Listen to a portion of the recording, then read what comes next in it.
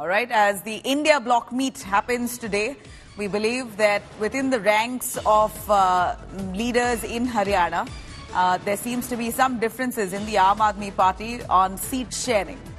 In fact, ex-Haryana Chief Minister says no seats for Aam. Aam Aadmi Party will contest all seats in Haryana. Hooda says Congress to contest all 10 seats, while AAP says we will contest all seats.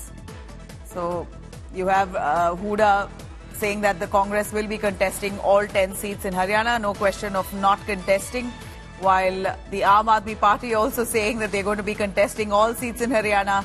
Haryana election, in fact, as we approach the election season, 2024 Lok Sabha itself, the Aam Aadmi Party has been very clear that despite they being part of the India bloc, they are not going to cede ground to the Congress when it comes to fighting the Lok Sabha. They want to be contesting all seats.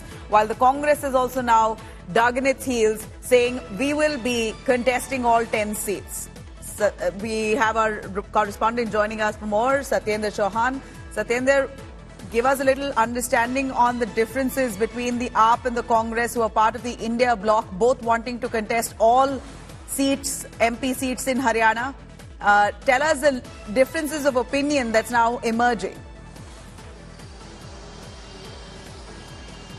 देखिए, हरियाणा की बात करें या पंजाब की बात करें, एक तरफ जहां कोऑर्डिनेशन कमेटी की मीटिंग हो रही है, लेकिन जिस तरीके से बड़े नेताओं के बयान आ रहे हैं, इसमें कोई छोटे मोटे नेता नहीं है। भूपेंद्र हुड्डा है, अरविंद केजरीवाल है, भगवंत मान है। और बात हरियाणा की नहीं है, पंजाब की भी बात करें तो पंजाब में बाकायदा पंजाब के मुख्यमंत्री भगवंत मान क्लियर कर चुके हैं कि पंजाब में आम आदमी पार्टी सभी 13 सीटों पर चुनाव लड़ेगी। हरियाणा के बारे में वो कह चुके हैं कि 10 की 10 सीटों पे आम आदमी पार्टी चुनाव लड़ेगी। तो ऐसे में सबसे बड़ा सवाल ये खड़ा होता है कि जो समन्वय समिति की मीटिंग हो रही है, कोऑर्डिनेशन कमेटी की मीटिंग हो रही है, उस पे आखिर निकलेगा क्या, जब पार्टियों ने अभी से ही इस तरीके से बगावत करनी शुरू कर दी है और कोऑर्डिनेशन कमेटी में अभी ये फैसला भी नहीं हुआ कि किस तरीके से कौन कितनी सीटों पर शेयरिंग करेगा, कहां कहां चुनाव लड़ा जाएगा। लेकिन उससे पहले जिस तरीके से प्रेशर टैक्टिक्स होती है, उसको देखते हुए जिस तरह के जो कमेंट्स आ रहे हैं, जिस तरह के रिएक्शंस आ रहे हैं,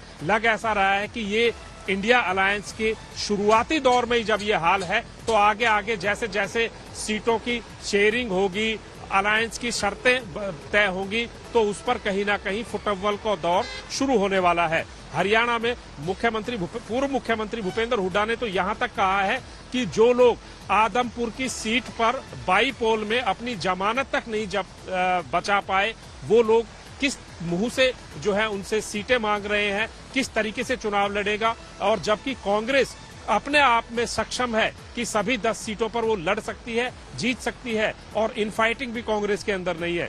तो आम आदमी पार्टी और कांग्रेस हरियाणा और पंजाब दोनों ही स्टेट में एक दूसरे के सामने खड़े हुए हैं, एक दूसरे के अपोजिट लगातार बयान दे रहे हैं।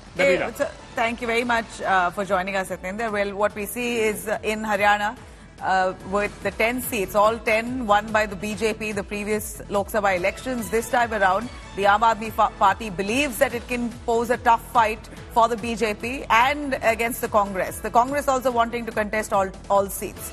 Both parties are part of the India Alliance, the grand opposition, united opposition alliance. But yet they want to be facing off one another when it comes to the state level.